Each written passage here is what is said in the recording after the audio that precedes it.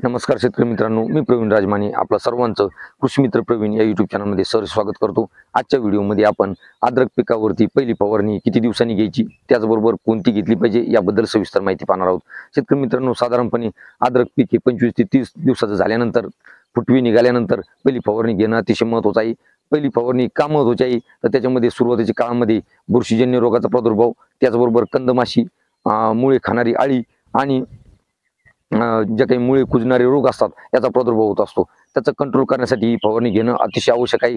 त्यामध्ये मग कोणकोणत्या गोष्टीचा समावेश केला पाहिजे फवारणीमध्ये, तर सगळ्यात प्रथमतः एक बुरशीनाशक वापरलं पाहिजे, जसे की रिडोमिल गोल्ड 40 ग्रॅम प्रति 15 लिटर पंप त्याचा वापर करायचा आहे।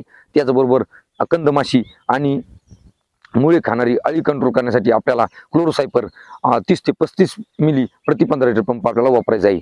त्याचबरोबर शेतकरी मित्रांनो, वाढ चांगली होण्यासाठी एखादं तुम्ही टॉनिक वापरू शकता। टॉनिकमध्ये तुम्ही बायोस्टिम्युलंट म्हणजे इसाबियन 30 मिली प्रति 15 लिटर पंप, किंवा तुम्ही 1919 वापरू शकता 50 ग्रॅम प्रति 15 लिटर पंप, आणि आपल्याला त्याच्यामध्ये स्टिकर मिक्स करायचं आहे 5 मिली प्रति 15 लिटर पंप।